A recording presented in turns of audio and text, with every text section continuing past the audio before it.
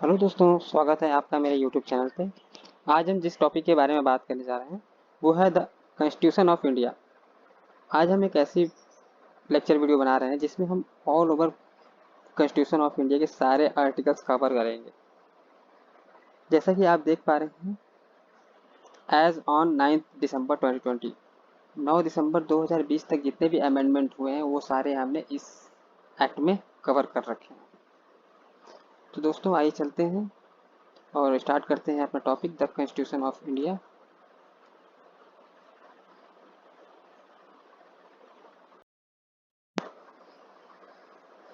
सबसे पहले हम इसके ग्राउंड को समझ लेते हैं कि इसका बैकग्राउंड क्या था। द कॉन्स्टिट्यूशन ऑफ इंडिया आया कब था इंडिया में। जैसा कि हम सभी जानते हैं, 26 जनवरी 1950 से कॉन्स्टिट्यूशन ऑफ इंडिया हमारे लग गया है और इसमें टोटल 395 आर्टिकल्स हैं और शेड्यूल 12 है। कॉन्स्टिट्यूशन ऑफ इंडिया भारत का एक तरीके से संविधान है और कोई भी लॉ हमारे संविधान से ऊपर नहीं है। हुआ क्या, जब हमारे अंग्रेजों ने ऐसे हमें आज़ादी मिली, उसके बाद हमारी गवर्नमेंट ने हम सभी देशवासी को एक समानता, अधिकार बोलने का, सुनने का और कुछ अधिकार दिए और कुछ ड्यूटी भी दी साथ में उसके बारे में हम पूरे एक्ट में समझेंगे और पढ़ेंगे। जैसा कि आप लोग देख पा रहे हैं, भारत का संविधान 26 जनवरी 1950 को बना। उस संविधान में सबसे पहले आर्टिकल 1 से शुरुआत की गई। आर्टिकल 1 में भारत का डिफिनेशन और टेरिटरी बताया गया कि आर्टिकल 1 में भारत की डिफिनेशन क्या क्या है, टेरिटरी कितनी है और क्या कंडीशंस हैं, किस तरीके से हम इस देश को आगे ले जाएंगे। क्या इसमें किसी नए स्टेट का एडमिशन हो सकता है या बाइफिकेशन हो सकता है, और कुछ चीज़ें इसमें अल्ट्रेशन भी की गई हैं। वो सारा चीज़ हम इसमें कवर करेंगे। तो चलिए आइए देखते हैं। सबसे पहला टॉपिक हमारा जो पहला स्टार्ट होता है वो पार्ट 1 है। पार्ट 1 में आर्टिकल नंबर 1। आर्टिकल नंबर 1 क्या कहता है। सबसे पहले आप जैसे कि जानते हैं कि आर्टिकल 1 में डिफिनेशन दी गई हुई है और टेरिटरी बताई गई है कि इंडिया कहाँ तक है और कैसे। समझिए, India that is Bharat. India को ही भारत बोलते हैं, यहाँ पे लिखा गया है। Shall a union of state, यानी कि ये स्टेटों का एक मिला जुला प्लेस है, एक मिला जुला इंडिया हो गया, जिसमें कि कई सारे स्टेट मिलके एक भारत का निर्माण कर रहे हैं, इंडिया का निर्माण कर रहे हैं। ठीक है, अब इसमें आगे बताता है कि the state of territories there of shall be specified in first schedule. किस स्टेट की कितनी टेरिटरीज हैं, क्या है, वो सारा कुछ फर्स्ट शेड्यूल में दिया गया है। वो जो कि हम बाद में देखेंगे, क्योंकि हमने बताया कि जो शेड्यूल आपके 1 से लेकर 12 तक 12 शेड्यूल इसमें दिए हुए हैं। Territory of India, the territory of India shall compare the territories of states, the union territories by in first schedule, and such other territories may be acquired. Territory of India क्या है। Territory of India वो है जो all over state की territories हैं, union की territories हैं और कोई अदर अगर इंडिया ने ऑक्यूपाई कर रखा है तो वो। तो इसका मतलब आपके लिए आर्टिकल 1 क्लियर होगा कि आर्टिकल 1 में ये बताया गया कि इंडिया कौन है, भारत कौन है, इनकी टेरिटरी क्या है और किस तरीके से ये बनाया गया। आर्टिकल 1 में यही बताया गया है। समझ रहे, आर्टिकल 1 में हमने ये क्लियर कर लिया कि भारत क्या है, इंडिया क्या है और इसकी टेरिटरी कितनी है और कैसे इसे बनाया गया और क्या क्या एरिया इसके लिए डिफाइन किया गया है। फर्स्ट शेड्यूल में क्या क्या दिया गया है, इसके स्टेट के एरिया कितने। एरिया के बाद आते हैं एडमिशन। एडमिशन या इस्टेब्लिशमेंट, ये यहाँ लिखा हुआ है, इसका मतलब ये होता है कि एडमिशन मतलब कोई नया स्टेट आपसे आके जुड़ सकता है। जैसे नेपाल का कोई स्टेट जुड़ जाए, नेपाल जुड़ जाए, वो हो गया। और इस्टेब्लिशमेंट मतलब कि हम अपने ही यूपी को उत्तराखंड और यूपी में जैसे बांट दिया हमने, उसकी हम बात कर रहे हैं। तो आर्टिकल 2 बात करता है हमारे एडमिशन और इस्टेब्लिशमेंट ऑफ न्यू स्टेट। आप समझ गए आर्टिकल 1, समझ गए आर्टिकल 2 समझ, article 2 admission and establishment of new state. Article 3 की बात करते हैं। आर्टिकल 3 बताता है कि formation of new state and alteration of area boundaries or name of this new state. Article 3 आपको ये बता रहा है कि किस तरीके से एक नए स्टेट का फॉर्मेशन हो सकता है, अल्ट्रेशन ऑफ एरिया हो सकता है, बाउंड्रीज डिसाइड हो सकती है और नेम ऑफ स्टेट वो भी चेंज हो सकता है, जैसा कि आप देख पा रहे हैं। From a new state by separation of territory from any state और बाय यूनिटिंग टू और मोर स्टेट और पार्ट ऑफ स्टेट, जैसा कि पैराग्राफ में लिखा हुआ है। Increase area of any state, diminishing, altering और अल्टरिंग इट बाय नेम। तो तीन चीज़ें क्लियर हो गई कि पहला हमें भारत का नाम क्लियर हो गया, दूसरा हमें ये पता लगे कि हम कैसे एडमिशन कर सकते हैं, एस्टेब्लिशमेंट कर सकते हैं, और तीसरा हमें क्या क्या हम चेंजेस कर सकते हैं अपने प्रेजेंट स्टेट में।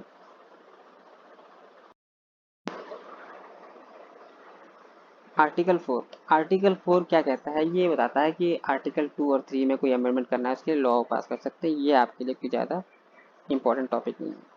टॉपिक शुरू होता है हमारा यहाँ से पार्ट 2 से।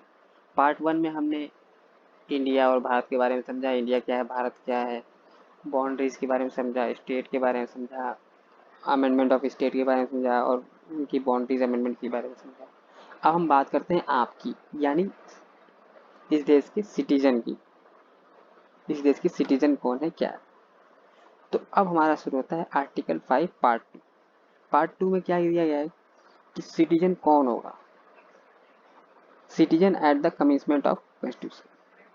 सिटीजन कौन होगा और कैसे होगा। जब यह संविधान लागू हुआ तब से लिया जाता है यहाँ पे कि तब से हमने माना। At the commencement of his constitution every person has his domicile in territory of India.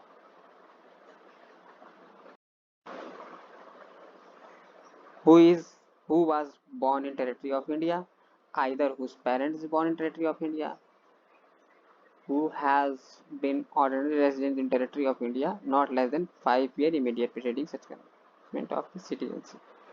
इसका मतलब 26 जनवरी 1950 को जब ये संविधान पास हुआ उस टाइम हम देखेंगे कि आपका जन्म क्या इंडिया में हुआ था, इंडिया की बाउंड्री में हुआ था। जैसा कि आप सभी जानते हैं कि जब ये 26 जनवरी 1950 से पहले हमारा बाउंड्री का पार्टीशन हो गया था भारत और पाकिस्तान का, हमने कुछ पार्ट अपने पाकिस्तान बनने के लिए दे दिए थे। उसमें उस टाइम पंजाब का बहुत सारा पार्ट किया था हमने, तो उसके लिए यहाँ पे लिखा, उसके लिए यहाँ पे आर्टिकल जनरेट किया गया कि जो बाउंड्री इंडिया को मिली है, ठीक है, जो बाउंड्री इंडिया को मिली है, क्या आपने उसमें जन्म लिया था 26 जनवरी 1950 से पहले, या आपके पेरेंट्स का जन्म इंडिया के बाउंड्री में हुआ, पेरेंट्स का जन्म इंडिया के बाउंड्री में हुआ, फिर आप किसी काम के लिए आप वहाँ जाके रहने लगे तो भी आपको सिटीजनशिप इंडिया की मिल जाएगी। या फिर आप किसी काम से पाकिस्तान के बॉर्डर से यहाँ पे आए थे और किसी काम से आप लास्ट 5 ईयर्स यानी कि 1945 से 1945 से आप यहाँ पे कोई काम कर रहे हैं, यहाँ पे रह गए, यहाँ बस गए, या कोई काम भी नहीं कर तो भी बसे हुए हैं तो भी आपको इंडियन का सिटीजनशिप दे दिया जाएगा। तो ये बात होगी सिटीजनशिप की। सिटीजनशिप किसको दिया जाए, कैसे दिया जाएगा। अब हम बात करते हैं आर्टिकल 6 की। आर्टिकल 5 में तो ये डिसाइड हो गया कि सिटीजनशिप हमने दे दिया जो इंडिया में बॉर्न हुआ है, जिसका जो पैदा हुआ है इंडिया में, या जिसके पेरेंट्स इंडिया से थे, या कोई पुराने आया 5 साल से। अब हम बात करते हैं उनके बारे में जिस टाइम पार्टीशन हो रहा था और वो पाकिस्तान की टेरिटरी में थे। जब वो पार्टीशन हो रहा था तो पाकिस्तान की टेरिटरी में थे और वो माइग्रेट होकर इंडिया में आए।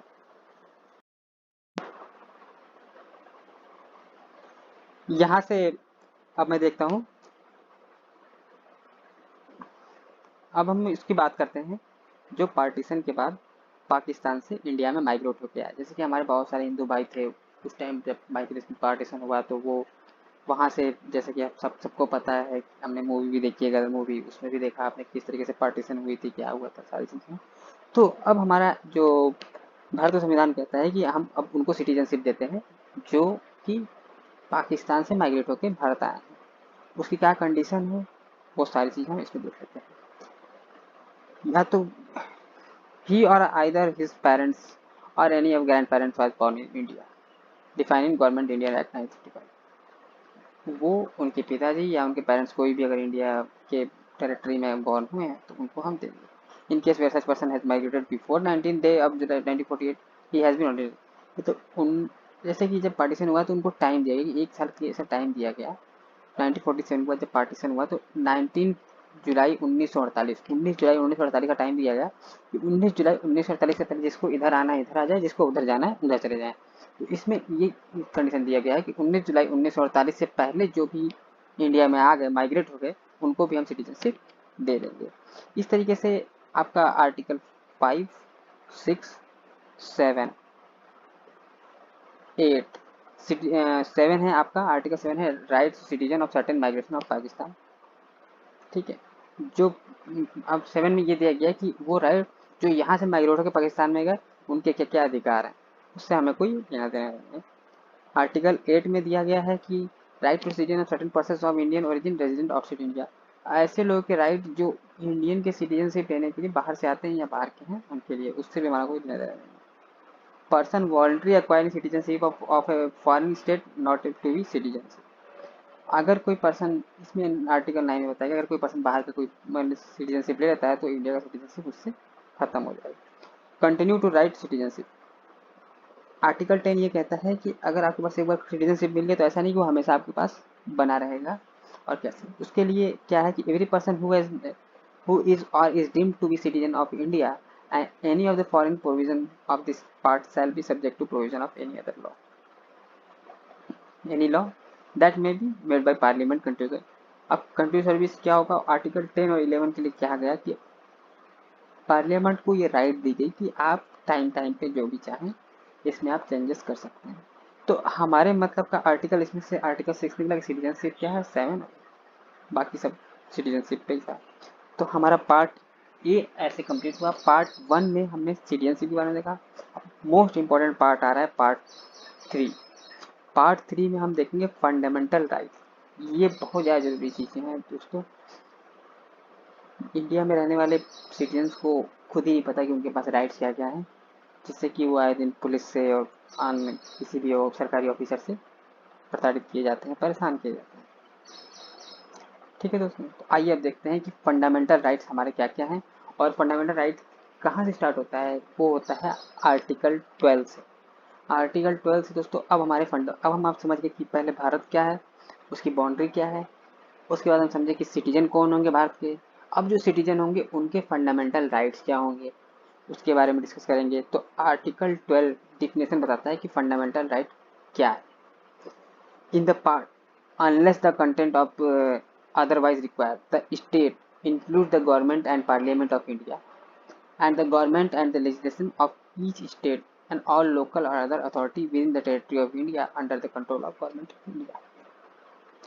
फंडामेंटल राइट जो है वो कहाँ कहाँ अप्लीकेबल होगा, वो बताया गया कि आपके फंडामेंटल राइट पूरे ऑल ओवर स्टेट में अप्लीकेबल होगा।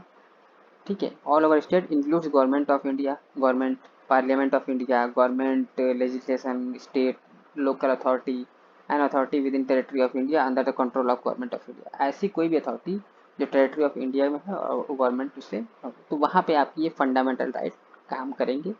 ऐसा नहीं किसी भी प्राइवेट प्रॉपर्टी में आप सीधे घुस जाएँ और वहाँ पर फंडामेंटल राइट देते हैं तो वो नहीं चलेगा। ठीक है दोस्तों, तो आर्टिकल 12 में आप समझ गए कि आपकी फंडामेंटल राइट्स के क्या क्या एरिया है, कहाँ कहाँ तक ये काम करेगा। अब हम बात करते हैं आर्टिकल 13 की। आर्टिकल 13 क्या कहता है उसके बारे में समझिए।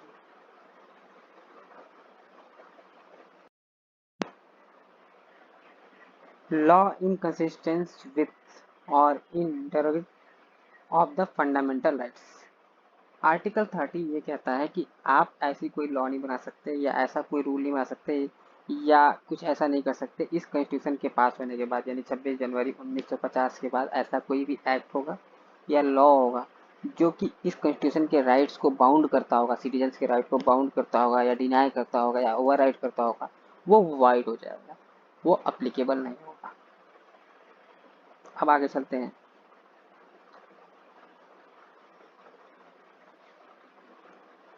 अब right of equality, right of equality क्या है?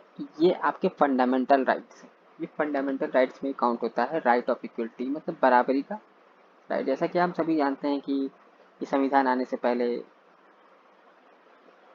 जात पात, ऊंच नीच, छोटे बड़े का बहुत ज़्यादा भेदभाव पूरे भारत में था। उसको ख़त्म करने के लिए ये आर्टिकल लाया गया कि right of equality. Right of equality deal करता है आर्टिकल 14। आर्टिकल 14 में लिखा गया कि right of equality before law, law के सामने सभी एक समान होंगे, कोई बड़ा छोटा, कोई रिलीजियस नहीं माना जाएगा।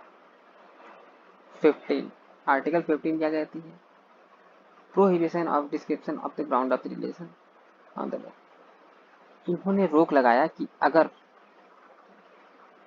किसी के रिलीजियस के ग्राउंड पे या किसी अन्य ग्राउंड पे, कास्ट पे, सेक्स पे, प्लेस ऑफ बर्थ या कोई मेरे जानने वाला ऐसी कुछ चीज़ें होती हैं, तो इसके लिए प्रोवाइड कर दिया कि आप किसी को भी इस ग्राउंड पे आप अलग नहीं कर सकते या डिस्क्रिमिनेट नहीं कर सकते या कुछ, सब ठीक है।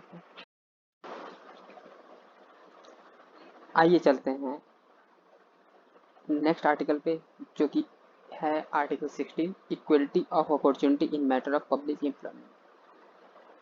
पब्लिक एम्प्लॉयमेंट में सभी सिटीजन को इक्वल समझेंगे हम, और कोई भी अलगाव विवाद इनके बीच में नहीं होगा। स्टेट के कोई भी एम्प्लॉयमेंट निकलता है, हम सारे सिटीजन को सेम समझेंगे, किसी भी रिलीजियस का हो, चाहे किसी भी रिलीजन का हो, कास्ट का हो, सेक्स का हो, किसी भी प्लेस का हो, उससे हम डायरेक्ट नहीं करेंगे।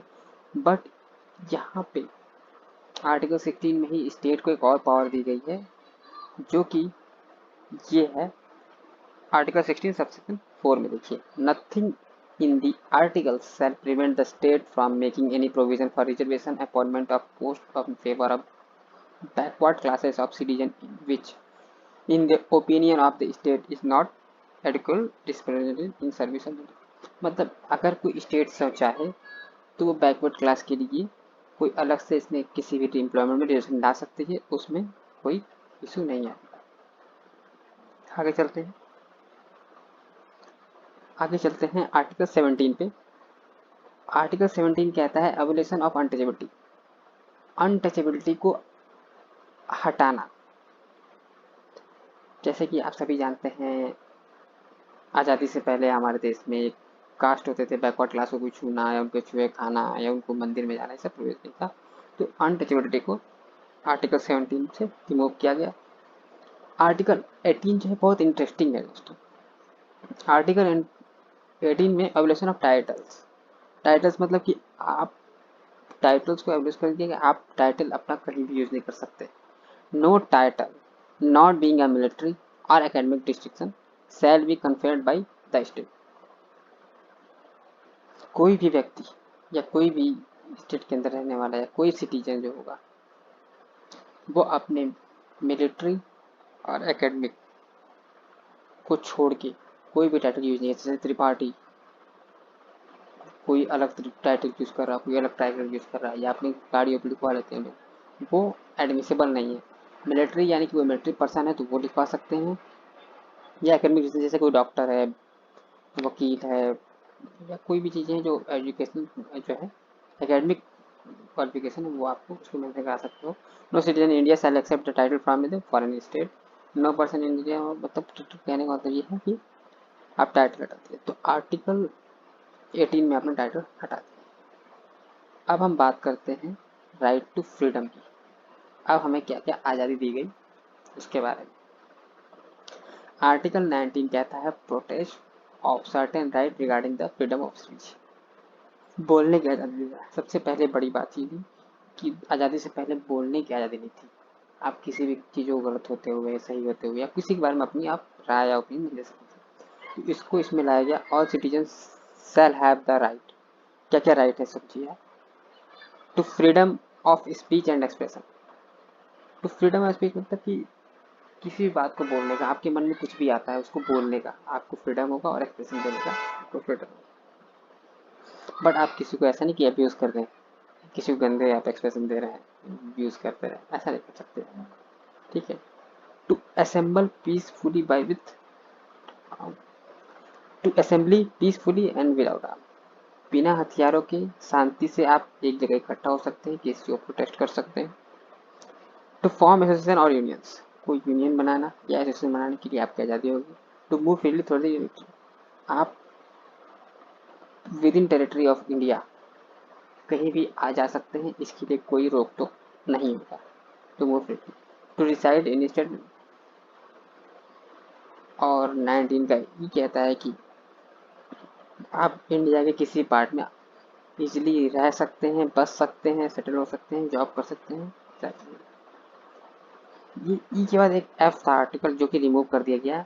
ये था राइट टू हाउस। उस टाइम जब चल रहा था तो उस टाइम लगा था इनको कि ये भी एक अधिकार होना चाहिए, सबको अपने रहने का मकान होना चाहिए, करना चाहिए, लेकिन उसको बाद में हटा दिया गया कि वो पॉसिबल नहीं था। To practice any profession, to carry any, आप किसी भी प्रैक्टिस में, प्रोफेशन में आप प्रैक्टिस कर सकते हैं, कोई अपना काम कर सकते हैं, बिजनेस कर सकते हैं, ट्रेनिंग कर सकते हैं, ये आपका खुद का चॉइस होगा, ये इसके लिए कोई ज़रूरत नहीं है, आप फ्री हो बिल्कुल किसी भी चीज़ को सेलेक्ट करने के लिए। कोई प्रोफेशन सेलेक्ट कर लो, कोई भी एजुकेशन सेलेक्ट करो, इसके लिए कोई आपको कोई दबाव नहीं डाल सकता। अब आते हैं आर्टिकल 20 पे, जो कि protection in respect of conviction of for offence. ये आपको एक प्रोटेक्शन देता है किसी भी कन्विक्शन ऑफेंस के लिए। No person shall be convicted for any offence except violation of law in force at the time of commission of the charge of the office, nor be subjected to penalty greater than the which might be have been inflicted under the law for time being.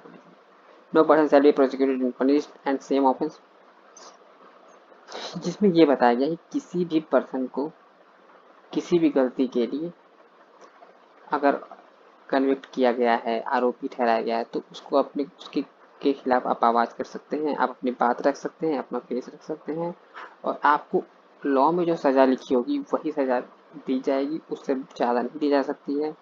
Second ये लिखा है कि no person और punish, जैसे कि आपको ये किसी गलती के लिए पनिश कर देगा, आपने एक चोरी की, उसके लिए आपको 6 महीने की सज़ा होगी। अब आप 6 महीने की सज़ा काट गया, अब दोबारा सेम गलती के लिए दोबारा पनिश आपको नहीं किया जा सकता। नो पर्सन ऑफिसर तो कंप्लेंट विटनेस, कोई भी बंदा अब किसी भी ऐसे ऑफेंस के लिए खुद की गवाही नहीं दे सकता कि खुद की गवाही माने नहीं होगी कि कोई अपने आप को विटनेस बन जाए कि हाँ मैंने देखा है मेरे की करते हुए तो वो एक्सेप्टेबल नहीं होगा आर्टिकल 20 के अकॉर्डिंग। आर्टिकल 21 ये कहता है protect of life of person liberty, no person shall be deprived with life personal liberty and except according. Protect of life, किसी भी आदमी को, किसी भी सिटीजन ऑफ इंडिया को यह अधिकार नहीं दिया गया कि वो अपनी लाइफ को समाप्त कर सके या ख़त्म कर सके, या अपनी पर्सनल लाइबिलिटी को ख़त्म करना है या कहीं अपनी बात करना, इसके लिए दिया गया पर्सनल लिबर्टी आपकी होनी चाहिए। 21A में एक और राइट दिया गया, राइट टू एजुकेशन। ये बाद में ऐड किया गया कि यहाँ पे 21A ये कहता है कि स्टेट शैल प्रोवाइड, स्टेट आपको free and compulsory education to all children of the age of 6 to 14 year, 6 साल से 14 साल के बच्चों को भी सभी को एजुकेशन देना स्टेट का ड्यूटी होगा, और सभी 6 ईयर से 14 ईयर्स तक के बच्चों का राइट होगा कि वो स्टेट से अपनी एजुकेशन कंपल्सरी पा सकते हैं। Protest against the arrest and detention in certain cases, no person shall be in custody without inform as soon as, किसी भी पर्सन को कोई भी पुलिस या कोई अधिकारी अरेस्ट नहीं कर सकता जब तक कि वो कस्टडी नहीं ले सकता बिना उसके इन्फॉर्म किए हुए, या on ground of not shall be denied result of concern. ठीक है, लीगल प्रैक्टिशनर हायर करने का उसका खुद का चॉइस होगा, वो किससे हायर करना चाहता है। और इसमें ये दिया गया है कि 22 आर्टिकल ये कहता है कि every person who is arrested in India, अगर किसी पुलिस ने आपको अरेस्ट कर लिया, किसी ने भी अरेस्ट किया, तो with in 24 hour of arrest excluding 24 घंटे के अंदर आपको उसे मजिस्ट्रेट के सामने पेश करना होगा, ऑफिसर के थाने से या जहाँ भी आप बंद किए गए हैं या अरेस्ट हुए हैं वहाँ से कोर्ट जाने का टाइम जो हो वो उस 24 घंटे में इंक्लूड नहीं होगा। आइए आगे बढ़ते हैं आर्टिकल नंबर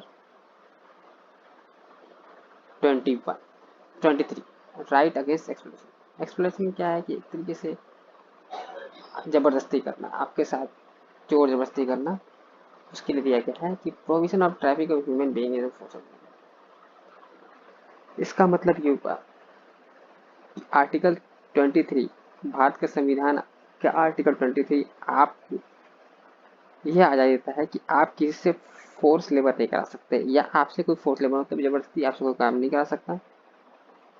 आपसे जबरदस्ती हम ये नहीं कह सकते कि आपको यहाँ मजदूरी करना है, वो करना ही पड़ेगा। तो ये article 22 provision of the piece.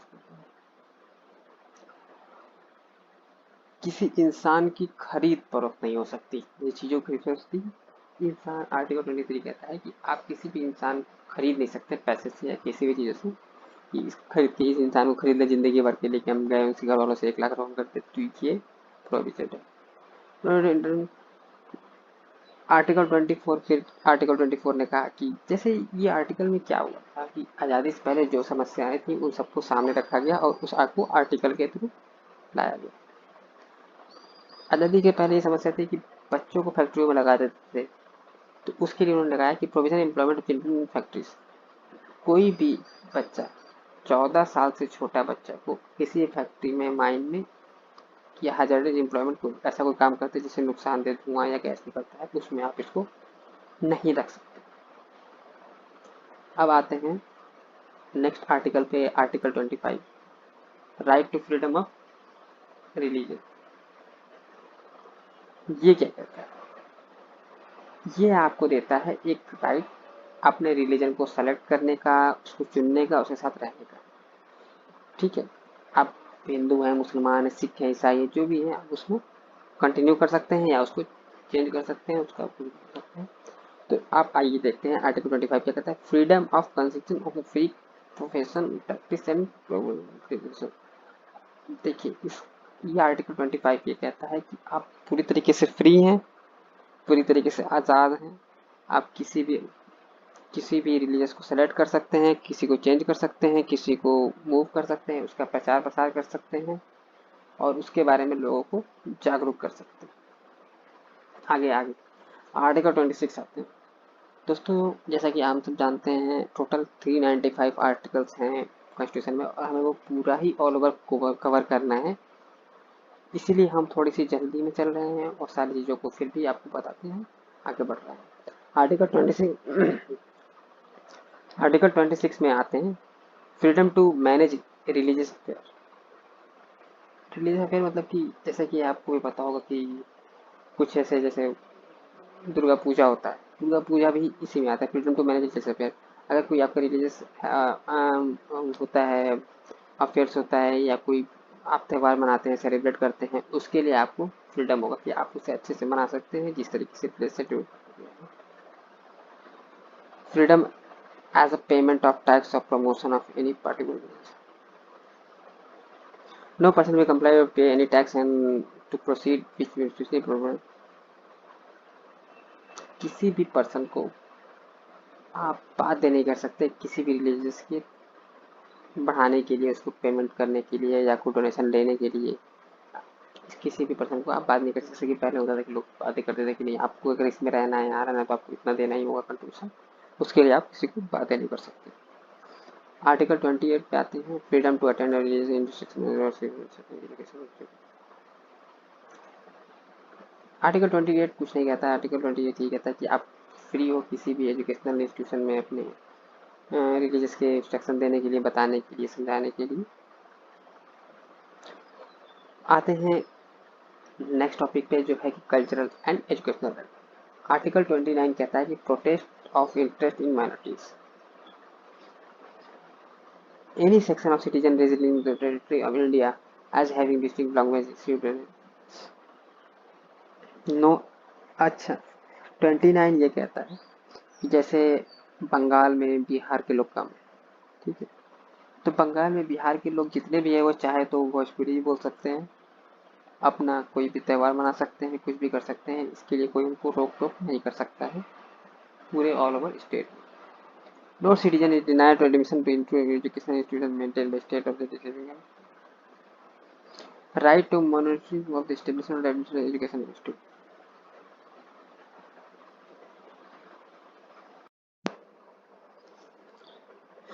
जैसा कि हम देख रहे हैं article 30 right of minorities to establish and administrate education institute. Article 30 right देता है माइनॉरिटीज को, जैसे कि आपने देखा है क्रिश्चियन स्कूल होगा, क्रिश्चियन को स्कूल होते हैं, क्रिश्चियन के अलग से स्कूल होते हैं, कॉन्वेंट स्कूल जैसा कि आप जानते हैं, या फिर किसी आप सरस्वती बाल विद्या मंदिर जानते होंगे, एजुकेशन इंस्टीट्यूशन होते हैं। तो इस तरीके से आप अपने कल्चर और माइनॉरिटीज़ हैं आप, अगर रिलीजियस के हिसाब से, लैंग्वेज के हिसाब से आप अपना एजुकेशन इंस्टीट्यूट भी डेवलप कर सकते हैं, उसमें कोई प्रॉब्लम नहीं है, और अपनी जो भी लैंग्वेज है आप उसमें उसको एजुकेट कर सकते हैं। 31 कंपल्सरी प्रॉपर्टी हटा दी गया है। 31A कहता है saving of law providing equation of the state. अब इसमें ये बताते हैं 31A, 31 चूंकि हटा दिया गया, 31 क्या था कि कंपल्सरी इक्वेशन ऑफ प्रॉपर्टी जो था वो हटा दिया गया है। अब हम चलते हैं सीधा 31A पे, saving of law providing equation of state. इसमें ये बताया गया है कि लॉ जो होगा वो आपके सारे स्टेट जो होगा, स्टेट जैसा कि जितने भी स्टेट हैं, यूनियन स्टेट हैं, सबको लेके, सबको जोड़ के बताया गया कि the equation by the state right modified such right taking over the management property. इसमें ये बताया गया है कि जो स्टेट के राइट होंगे वो किसी भी लॉ को इक्वेशन स्टेट करने के लिए होते हैं, जैसे कि कोई भी लैंड एक्वायर करना है, कहीं कुछ करना है, इसके लिए इन्होंने इसमें राइट दिया गया है। ये हमारे ज़्यादा मतलब का चीज़ नहीं है, ये स्टेट का 31A 31B meditation of certain act and regulations, इसको हम, ये हमारे किसी भी काम का नहीं है। सेविंग लॉ सर्टेन प्रिंसिपल भी नहीं है। जो सबसे इम्पोर्टेंट और मोस्ट इम्पोर्टेंट आता है, वेरी वेरी वेरी इम्पोर्टेंट, वो आता है आर्टिकल 32। आर्टिकल 32 को इस पूरे कॉन्स्टिट्यूशन का बेस माना गया है, एक तरीके से पैर माना गया है, या बिल्कुल इसी आर्टिकल 32 पे ही पूरा कॉन्स्टिट्यूशन खड़ा है। ऐसा क्यों मैं बोल रहा हूँ आपको, ये समझिए। आर्टिकल 32 कहता है remedies for enforcement of right confirmed by the this part. Article 32 सभी सिटीजन को ये पावर देता है कि अगर आपके राइट को कोई डैमेज करता है, जैसे कि आपको फ्रीडम टू स्पीच है, फ्रीडम टू स्पीच है, या जो बेसिक राइट है freedom to speech, freedom to move, freedom to enjoy your religious culture, इन चीज़ों को कोई भी डैमेज करता है या रोकता है, टोकता है, उसके लिए डायरेक्ट आप सुप्रीम कोर्ट में अप्रोच कर सकते हैं आर्टिकल 32 के अकॉर्डिंग। आर्टिकल 32 आपको कहता है कि अगर आपके राइट को कोई डैमेज कर रहा है तो उसके लिए आप सीधा सुप्रीम कोर्ट में अप्रोच कर सकते हैं, वहाँ से आपको उसकी रेमेडी मिलेगी। अब 33 देखते हैं क्या कहता है। 33 कहता है power of parliament to modify the rights confirm in the part of the application of the force. अब पार्लियामेंट को कुछ पावर दी गई, पार्लियामेंट को पावर ये दिया गया कि आपके पास राइट होगा कि जो फंडामेंटल राइट सिटीजन के हैं वो कहाँ कहाँ रोके जा सकते हैं, स्टेट अपने कहाँ कहाँ रोक सकता है। यानी कि जैसे फंडामेंटल राइट है आपको कहीं जाने का, घूमने का, फिरने का, कुछ भी बोलने का, लेकिन कुछ चीज़ों पे पार्लियामेंट को पावर दिया गया। और पार्लियामेंट ने जिसको रोका है, the member of the arm force, जो आर्म फोर्स के मेंबर होंगे उस पे ये राइट एप्लीकेबल नहीं होगा। The member of the force charge in the maintenance of public order, ठीक है।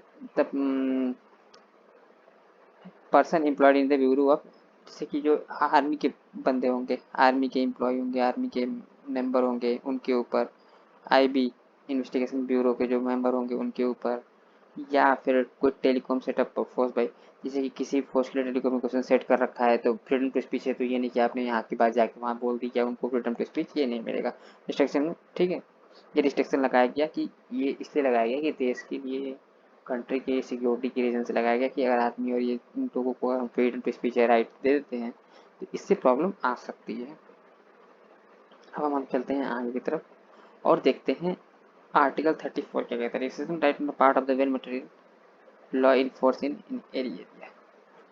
अब 34 ये कहता है, 34 कहता है अगर किसी भी एरिया पर्टिकुलर एरिया में कोई भी फोर्स का लॉ लगता है, यानी कि एक तरीके से सुना होगा राष्ट्रपति शासन, तो आर्टिकल 34 जो होता है वो राष्ट्रपति शासन आपने सुना होगा जैसा कि उस पर डील करता है कि अगर किसी एरिया में किसी पीरियड के लिए राष्ट्रपति शासन लगा दिया गया है तो उस विद इन टेरिटरी उस एरिया के लोगों का राइट जो है वो उस टाइम तक के लिए होल्ड हो जाएगा, उनको नहीं दिया जाएगा।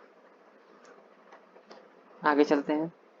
Legislation to give effect to provision of the part. इसमें ये कहा गया कि पार्लियामेंट के पास पावर है कि इनमें से कुछ चीज़ों को वो बदल सकता है या prescribe punishment for those act deliver, और इसके लिए एक पर्टिकुलर अगर इन चीज़ों का डैमेज होता है तो उसके लिए एक पैनल प्रोविज़न बनाए कि क्या प्रोविज़न हो सकता है, पैनल क्या हो सकता है। आगे चलते हैं और अब हम बात करते हैं पार्ट 4 की, directive principle of state policy. इसमें क्या है कि अब हम चलते हैं, अभी तक हमने देख लिया कि क्या क्या राइट्स हैं सिटीजन के, क्या क्या उनको मिलना चाहिए, कैसे मिलना चाहिए। अब पार्ट 4 बनाया गया है स्टेट के लिए कि जैसे स्टेट है, जैसे कि यूपी, बिहार, झारखंड, जैसे इन सारे स्टेट हैं, इन सारों को भी तो कुछ ड्यूटी देनी पड़ेगी।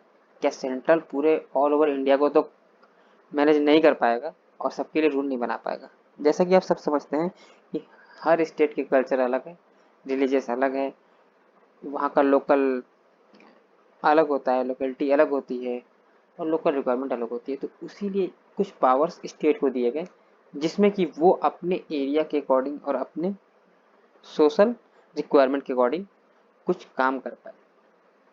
36 डिफिनेशन बताता है कि स्टेट कौन होगा। जैसा कि हम सब समझ चुके हैं, in this part unless the countries otherwise require the state has same meaning as part 3। Part 3 में जो स्टेट का मतलब बताया गया था वही जो हमने बात की थी। ये हम आगे बढ़ते हैं। आर्टिकल 37 कहता है application of the principle content in the part in this part. इस पार्ट में क्या क्या हम अप्लीकेबल होगा। The provision content in this part shall not be enforceable by any court, but the principle there laid down nevertheless fundamental in the governance of the country. It shall be duty to state। State कोई भी कानून पास करेगा, कोई भी rule बनाएगा, ठीक है, कोई भी कानून पास करता है, कोई भी, तो उसको फंडामेंटल राइट्स को ध्यान में रखते हुए कोई भी वो रूल रेगुलेशन या एक्ट या प्रोविजन बना सकता है। इसका मतलब उसके प्रोविजन से किसी की फंडामेंटल राइट डैमेज नहीं होना चाहिए, अदरवाइज वो कर सकता है। 38 क्या कहता है? 38 बात करता है state to secure a social order for promotion welfare of. जो स्टेट होगा उसको ये सिक्योर करना होगा कि जो उस स्टेट के जो पीपल हैं, लोग हैं, उनके वेलफेयर के लिए कुछ काम करने होंगे, वेलफेयर को प्रमोट करना होगा, गरीब लोगों को बढ़ाना होगा, माइनॉरिटीज को ध्यान में रखना होगा। ये सारे आर्टिकल 38 बताएगा। समझिए क्या कहता है, the state shall strive to promote the welfare of the people by securing and protecting as effectively as it may be social order in which justice, social, economic and political shall be informed all institution of the national of life। इसका ये मतलब है, ये line ये बता रहा है आपको कि स्टेट का ये ड्यूटी होगा कि वो कोई भी वेलफेयर के लिए, वहाँ के लोगों के वेलफेयर के लिए, लाइफ सिक्योर करने के लिए, डेवलपमेंट के लिए, जस्टिस के लिए, इकोनॉमिक एंड पॉलिटिकल, इन चीज़ों के लिए कोई भी लॉ पास कर सकती है। आगे देखते हैं। The state shall particular state the minimization of the income. अब हम आगे देखते हैं कि ये क्या कहता है। इसमें ये होता है कि जो भी स्टेट है उसको पहला ड्यूटी ये दिया गया है कि आप उस एरिया को समझिए और उसके अकॉर्डिंग आप वहाँ के लोगों को रूल करिए और उनको डेवलपमेंट के लिए राइट आगे बढ़ाइए। अब हम चलते हैं, इसको अगर समझना चाहते हैं तो एक सेकेंड आप थोड़ा सा वेट करेंगे।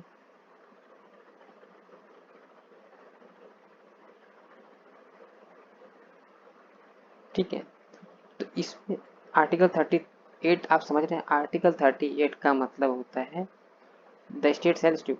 स्ट्यू मतलब प्रयास करना, मतलब स्टेट हमेशा ये प्रयास करेगा कि उसके नेशन के जो भी बंदे हैं, उसके एरिया के जो बंदे हैं, उनको बराबर सबको जस्टिस मिले और उनका सोशल इंफॉर्मेशन हो पाए, वो डेवलप कर पाएँ, कैसे उन चीज़ों की क्या कमी है उनको देख पाएँ। हाँ, the state shall allow for particular state to minimize the education educating income endeavor the distribution of state facility। ये लाइन क्या कहती है? आर्टिकल 38 का क्लाउज 2 क्या कहता है ये समझिए। ये कहता है कि स्टेट इस बात का प्रयास करेगा कि एक हर एक काम के लिए, हर एक व्यक्ति के लिए एक मिनिमम वेजेस सेट करेगा। ठीक है, the state shall particular strive to minimise the इनएडुकेटली इनकम। तो ऐसा नहीं कि एक काम के लिए एक आदमी को 100 रुपये मिल रहे हैं, किसी को 1000 रुपये मिल रहे हैं, ऐसा नहीं होना चाहिए। स्टेट इस चीज़ को देखेगा, समझेगा। जैसा कि आप जानते हैं कि स्टेट में इनके लिए payment of wages act, bonus act, minimum wages act, आपको पता ही है कि ये सारे स्टेट ने इशू कर रखे हैं। ये आर्टिकल 38 के अकॉर्डिंग ही स्टेट ने अपना ये काम किया। अब देखते हैं कि वेलफेयर के बहुत सारे स्टेट ने, हमने यूपी में अभी अगर आप देखें तो आपका मिनिमम वेजेस एक्ट, हर स्टेट का मिनिमम वेजेस एक्ट अलग होता है और उनके अकॉर्डिंग काम डिवाइड होता है कि स्किल्ड होगा तो ये, सेमी स्किल्ड होगा तो ये, अनस्किल्ड। तो ये एक काम है, स्टेट को काम दिया गया है। आगे चलते हैं, आगे आज बात करते हैं आर्टिकल 39 की। 39 में certain principle of policy to be followed by state.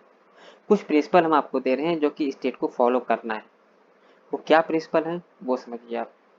The state shell in particular direct policy towards securing.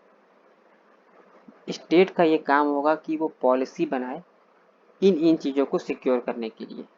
That the citizen man women equally when have न एडुकेट मीन्स लाइवहुड। उसके जो सिटीजन होंगे, आदमी या औरत में कोई डिफरेंस नहीं होगा, दोनों इक्वल होंगे और उनको जीवन यापिका के लिए इक्वल राइट हो। सेकंड चलते हैं बी पार्ट में। That the ownership control and material resources community are distributed as best common good. जीवन यापिका के जो रिसोर्सेस हैं, जीवन यापिका के जो रिसोर्सेस हैं, वो सबको एक समान अधिकार होगा लेने का या बांटने का। यानी कि जैसे कि अगर राशन बटेगा तो सबको बटेगा। सबको बटने का मतलब ये नहीं है कि सबको, अमीर गरीब सबको बटेगा, जो इसकी रिक्वायरमेंट के लिए होंगे उनको बटेगा। ठीक है, that the operation of economic does not result in consider wealth means production of the common. उस स्टेट के सिटीजन्स के लिए ये भी दायित्व है कि उस स्टेट का आपको इकोनॉमिक सिस्टम सही करना है, वेल्थ मैनेजमेंट देखना है, प्रोडक्शन देखना है, ये सब चीज़ें देखनी है। और फोर्थ वन में दिया कि that they are in equal pay of equal work both man. जैसे कि आप इसके बारे में जानते हैं कि मिनिमम वेजेस एक्ट ऑलरेडी है, इक्वलिटी इक्वल एक्ट ऑलरेडी है, इक्वलमेंट के लिए एक बना हुआ है जिसमें कि उसमें साफ साफ लिखा हुआ है कि आप कोई बाइफिकेशन नहीं कर सकते हैं एक काम के लिए आदमी और औरत में बीच में उसके पे स्केल में। आगे चलें, आगे स्टेट को ये ड्यूटी दी गई कि आप जो है health and strength of worker, man, woman, and tender age of child will not abuse the citizen of the force economic necessary education to their age strength। उनको ये दिया गया कि हेल्थ और स्ट्रेंथ, स्ट्रेंथ मतलब कि काम करने की क्षमता, वर्कर मैन वुमेन में कोई डिफरेंस नहीं होगा। और tender as of, tender as क्या है? टेंडर एज 14 ईयर्स है। 14 ईयर्स से नीचे कोई भी इंसान कोई भी फैक्ट्री में काम नहीं करेगा। और अगर वो कहीं कर रहा है काम, मैन वुमेन वर्कर जो भी काम कर रहा है उसके हेल्थ को ध्यान में रखा जाएगा प्रॉपर। जैसे इसके लिए आपको बताइए कि फैक्ट्रीज एक्ट 1948 बनाया गया है। फैक्ट्री 1948 में ये कहा गया है कि फैक्ट्री कैसा होगा, पानी पीने का होगा, वहाँ पे कितना स्पेस होगा, हाइजीन क्या होगा, टेम्परेचर क्या होगा, ये सारा कुछ दिया हुआ। तो ये इसके अकॉर्डिंग फैक्ट्रीज एक्ट 1948 आपको काम करेगा। लास्टली ये कहा गया है कि that child and opportunity of the faculty development manner and in the condition of the freedom dignity of the childhood as we are.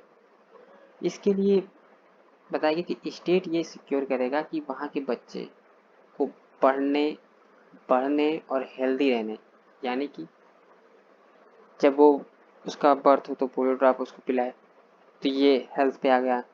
6 साल तक, 6 साल से 14 साल के भी 6 ईयर तक उसको एजुकेशन फ्री में मिलेगा, उसको कोई चार्ज नहीं होगा।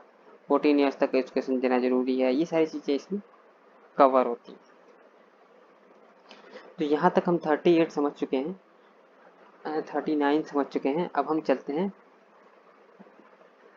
आर्टिकल 39। आप समझ आर्टिकल 39 क्या कहता है, ये हमने समझ लिया है कि ये स्टेट की ड्यूटी को equal justice and free legal aid. ये 39A में ये कहा गया है कि आपका स्टेट का जो लीगल सिस्टम होगा उसको आप जस्टिस के लिए प्रमोट करेंगे, इक्वल अपॉर्चुनिटी देके, समझे। जैसे कि अगर किसी के पास पैसा है, किसी ने लॉयर हायर कर लिया, और किसी के पास पैसा नहीं है, वो लॉयर हायर नहीं कर सकता, तो अपनी आप बात कोर्ट तक नहीं रख सकता, तो उसको आप लीगल एड फ्री में प्रोवाइड कराएंगे। यानी कि एक लॉयर को आप फ्री में उनके लिए अपॉइंट करेंगे, जिससे उसकी सारी बातें कही जाएंगी, सबकी बातें सुनी जाएंगी, बिना दोनों की बातें सुने किसी को भी किसी के खिलाफ ऑर्डर पास करने का राइट नहीं होगा। ऐसा ऑर्डर जो है नल एंड वॉइड होगा। अब हम पार्ट 4 में सिर्फ स्टेट की ड्यूटी पढ़ेंगे, स्टेट क्या क्या करेगा, समझ रहे हैं आप। अब हम चलते हैं आगे 40। आर्टिकल 40 क्या कहता है। अब आर्टिकल 40 ने स्टेट के सिटीजन के बारे में सारा कुछ बता दिया। अब वो मैनेज कैसे करना है वो आर्टिकल 40 बताएगा। पहले 40 कहता है कि आप हर गांव में एक पंचायत का पंचायत बनाएं, पंचायत का निर्माण करें, ऑर्गेनाइज करें, ठीक है, पंचायत बनाएं। पंचायत, जैसा कि आपको ये वर्ड पहले से आपको पता है कि लीगल सिस्टम जब तक हमारे कंट्री में नहीं था, 5 लोग होते थे, एक गांव में 5 लोग होते थे, पंच चुने जाते थे, और कोई भी डिस्प्यूट होता था, कुछ भी होता था, उसी पंचों की राय ली जाती थी और उसी के हिसाब से काम किया जाता था। लेकिन अब लीगल एड आने के बाद अब इसको हमने कन्वर्ट कर दिया द स्टेट सेल। अब इन्होंने क्या किया कि स्टेट जो है हर गांव में एक पंचायत बनाएगा, और पंचायत बना के उस गांव के लोगों को उस पंचायत के थ्रू डील करेगा। अब पंचायत बनेगा, ठीक है। अब पंचायत बनने के बाद उसको क्या क्या पावर देनी है ये भी इसमें आपको बताया गया है।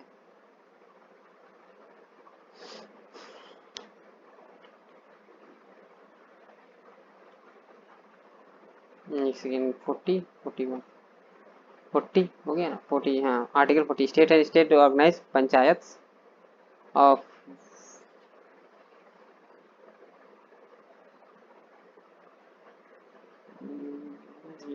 पंचायत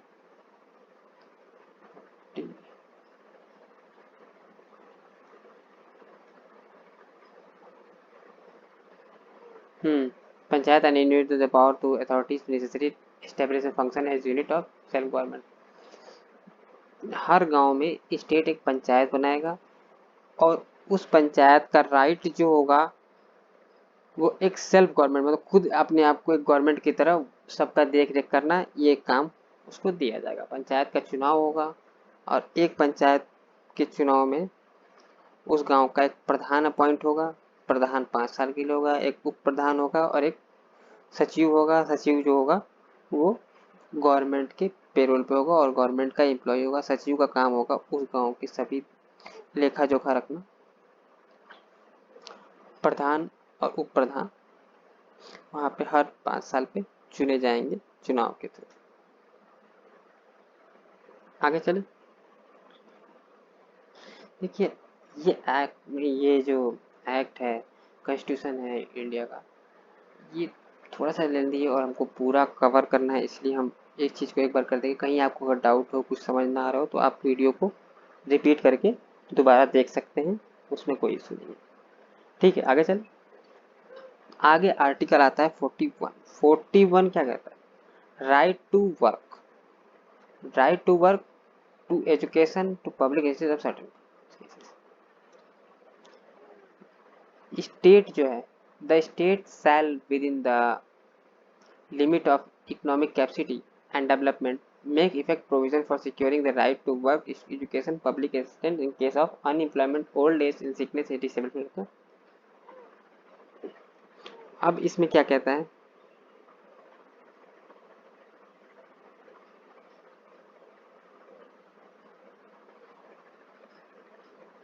इसमें स्टेट को ये ड्यूटी दी गई है, स्टेट का ये काम होगा कि वो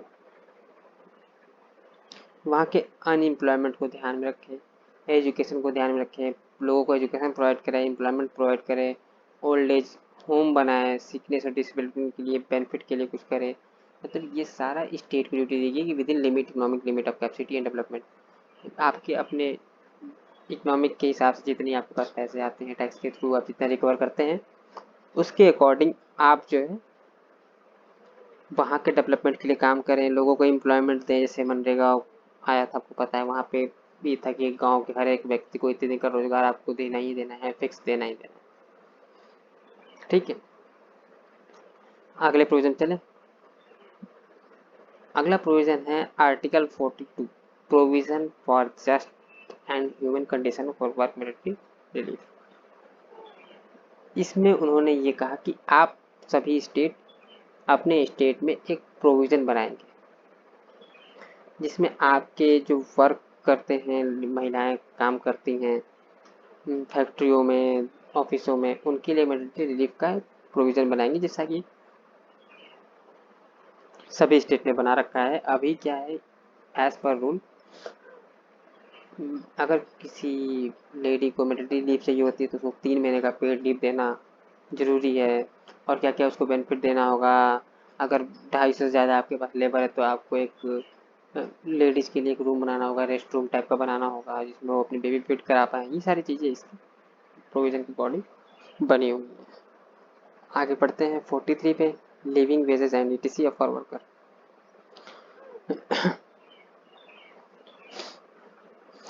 अब इसमें ये कहा गया है कि the state shall endeavour to secure by suitable legislation और इकोनॉमिक ऑर्गेनाइजेशन और in any other way to all worker, agriculture, industrial and otherwise worker a living wages condition of ensuring decent standard life with full enjoyment of electricity and social। दोस्तों 43 article ये कहता है कि state ये secure करेगा कि वहाँ के वर्कर्स जो हैं, जो उसके स्टेट में काम कर रहे हैं, एग्रीकल्चर में, इंडस्ट्रियल में, अदर एक्टिविटी में, कहीं भी काम कर रहे हैं, उनका लिविंग वेजेस एक फिक्स होना चाहिए। जितने की एक दिन में लिविंग वेजेस कितना है, किसी का 250 होता है, किसी का 500 होता है, किसी का 300 होता है, ये डिपेंड करता है उनके स्टेट की पॉलिसी के according. Third one 43A, participating of worker management industries. ये इसमें बताया गया, इसमें कुछ ज़्यादा कुछ आपके मतलब चीज़ नहीं निकलेगी कि भाई मैनेजमेंट इंडस्ट्रीज़ के जब कोई फैक्ट्री में वर्कर काम कर रहा है तो उसको पार्टिसिपेशन कराइए, कोई ट्रेनिंग दीजिए, प्रमोट टू कोऑपरेटिव सोसाइटी। 43 में कहा गया कि स्टेट जो है अपने स्टेट के सिटीजन्स को प्रमोट करेगा। अगर कोई कोऑपरेटिव सोसाइटी बनाना चाहता है, संगठन बनाना चाहता है तो उसके लिए उसको प्रमोट करेगा, उससे कोई समस्या नहीं होनी चाहिए। आगे चलिए। Uniform civil code for citizen, the state of India secure citizen to territory of India. Uniform civil code कुछ भी नहीं है, बस ये है कि सबको एक समान समझना, यूनिफॉर्म देना। Provision for early childhood education below the age of 6 years. 6 साल से छोटे बच्चों के लिए स्टेट अपने स्टेट के बच्चों के लिए एक प्रोविजन बनाएगा कि कैसे उनकी देखरेख करनी है, कैसे क्या करनी है, कैसे एजुकेशन उनको प्रोवाइड कराना है। Promotion to education of economic.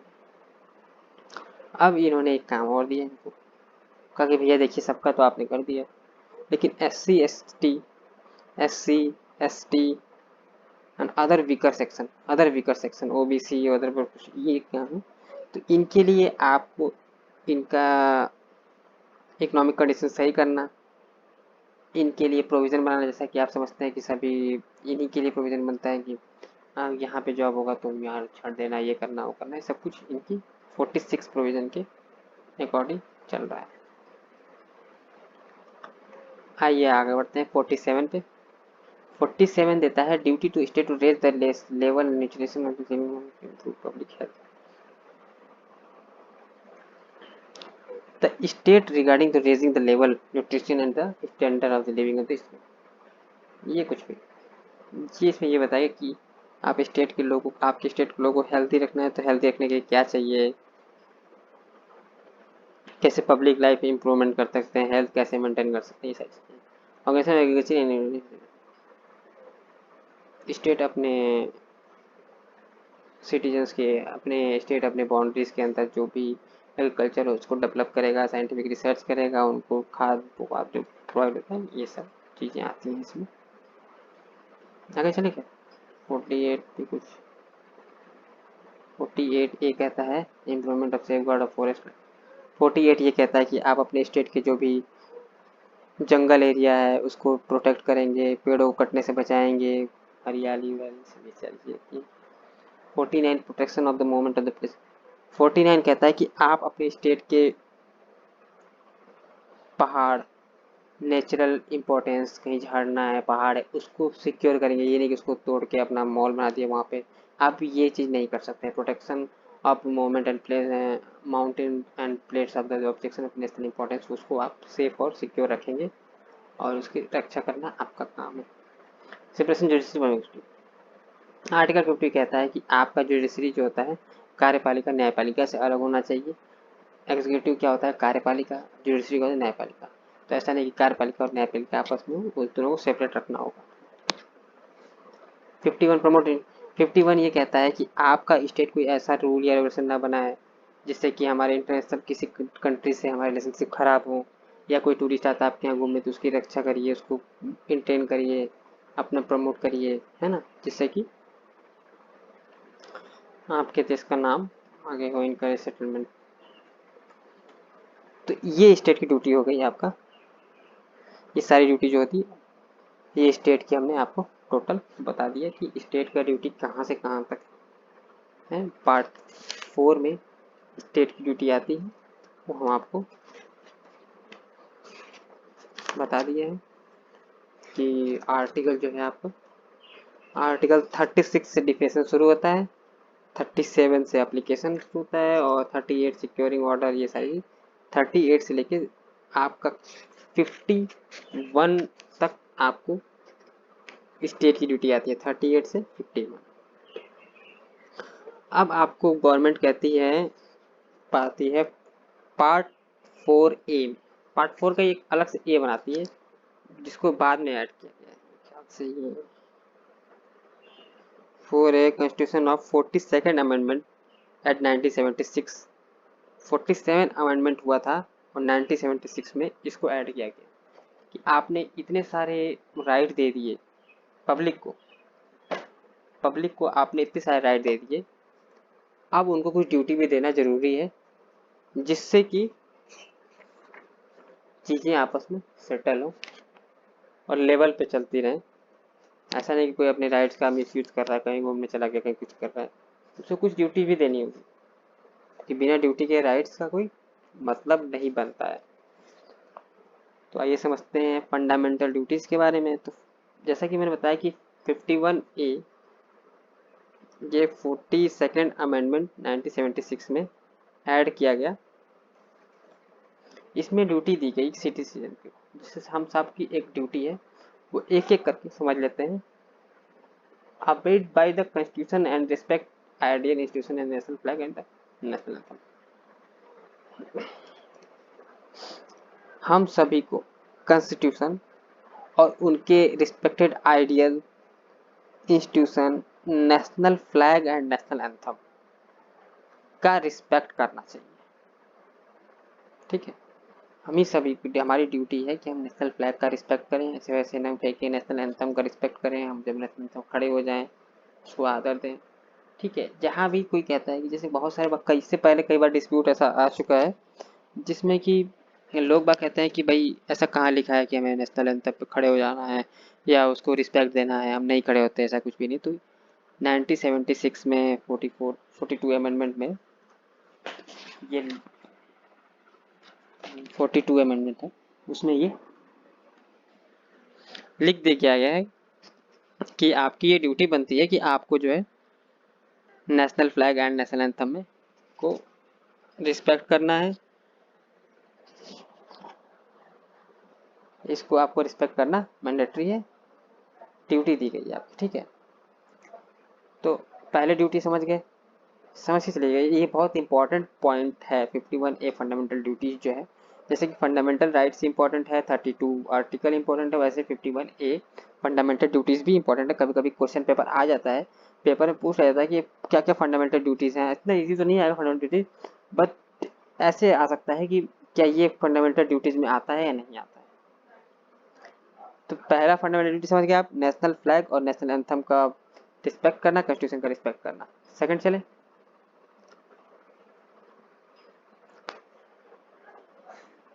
to cherish and follow the nodal ideas which inspired our national struggle or freedom। आपको अपने जो भी देश के आज़ादी के लिए लोग लड़े थे उनका रिस्पेक्ट करना है, उनके आइडियाज़ को रिस्पेक्ट करना है ना। जिसका भी आप आज़ादी में, जैसे कि बहुत सारे, जैसे कि आप आज़ादी 1947 का फ्रीडम फाइटर जो जितने भी थे उनका आपको रिस्पेक्ट और उनको आइडियाज़ को देखना है।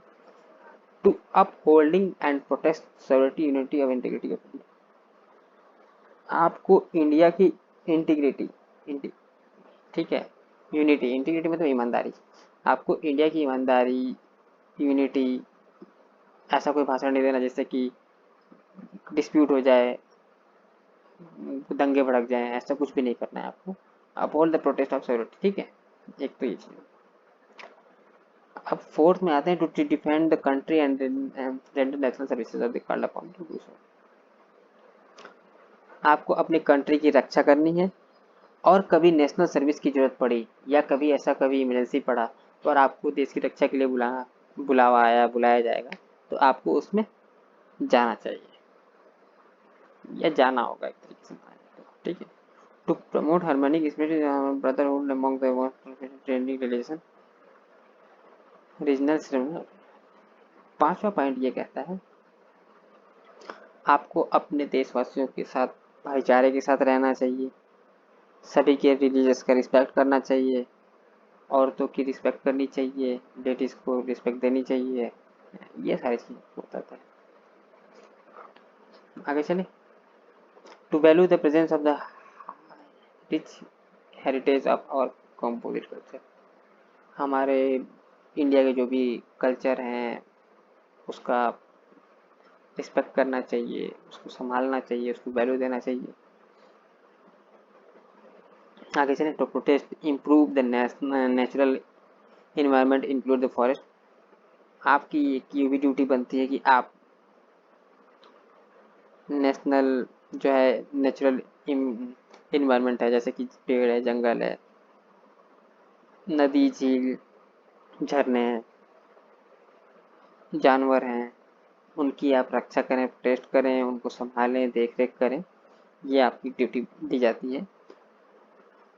उसके बाद आपको ड्यूटी दी to develop the scientific temper humanism in spirit the inquiry of the reform, इसके बाद की ड्यूटी भी वही दी गई है कि आपको साइंटिफिक टेम्पर, जैसे कि आपको एक तरीके से मैं इसके बारे में कहना चाहूँगा कि ह्यूमनिटीज़ की रक्षा करना, मतलब आत्मिकता, भाईचारा का पालन करना, इसी में ये भी इंक्लूड होगा, ठीक है।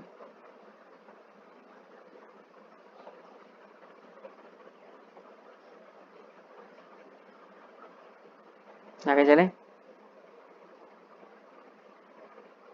समझ रहे हैं हम फंडामेंटल ड्यूटीज के बारे में बात कर रहे हैं कि क्या क्या फंडामेंटल ड्यूटीज आपको दी गई हैं।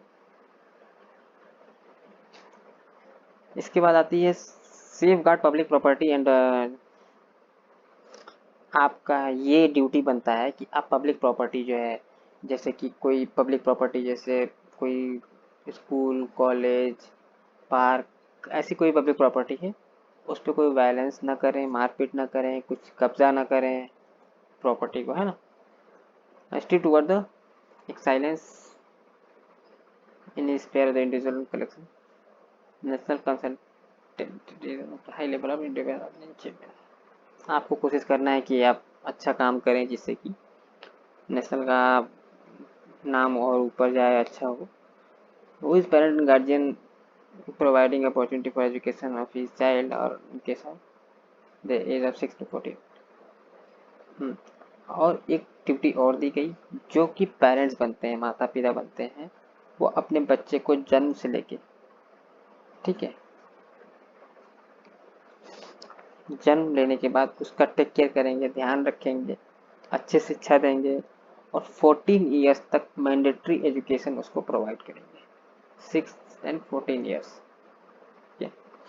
14 ईयर्स तक उसको मैंडेटरी एजुकेशन प्रोवाइड करेंगे। तो आप समझ रहे हैं आपकी ड्यूटी 51A में है, ये 42 अमेंडमेंट में आई थी, ऐड की गई थी, 1976 में ये 42 अमेंडमेंट हुआ था। ये आप हमेशा याद रखेंगे टिप्स पे।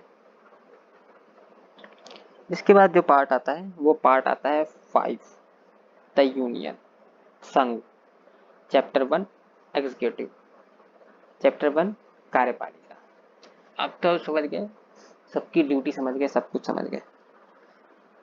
अब कार्यपालिका में कौन होगा? कार्यपालिका the president and the vice president, ठीक है। अब यहां से आपको 52 आर्टिकल से लेके आपको बताएंगे हम ये टोटल प्रेसिडेंट की ड्यूटीज क्या होंगी, कैसे फील्ड वैकेंसी होगा, कैसे ऑथ होगा, कैसे इनका अपॉइंटमेंट होगा, ये सारा कुछ आपको 78 तक आपको बताया जाएगा। इसके बाद चैप्टर 2 स्टार्ट होगा पार्लियामेंट। तो अभी तक आप बेसिक समझिए कि ये हमारे फंडामेंटल राइट हैं, ये हमारी फंडामेंटल ड्यूटीज है। यहाँ तक हम इस वीडियो में कंप्लीट कर रहे हैं। अब पार्ट 5 द यूनियन जो है वो हम स्टार्ट करेंगे। इसमें आप जैसा कि देख पा रहे हैं हेडिंग सही क्लियर है कि the president and vice president. तो दो लोगों के बारे में हम डिस्कस करेंगे कि प्रेसिडेंट कौन होगा, वाइस प्रेसिडेंट कौन होगा, क्या होगा, इसकी पावर क्या है, क्या क्या इसे सर्विसेज मिलेंगी, कितने दिन के लिए अपॉइंट होगा। जैसा कि हम सभी जानते हैं पूरे भारतवर्ष में एक प्रेसिडेंट होता है, the president of India. There shall be a president of India. इसमें भी बनाया गया कि कार्यपालिका में एक प्रेसिडेंट बनाया जाएगा पूरे भारत का, एक प्रेसिडेंट बनेगा पूरे भारत का। इसके बारे में हम आपको डिस्कस करेंगे कैसे कैसे क्या कैसे इनके पावर होंगे, क्या क्या।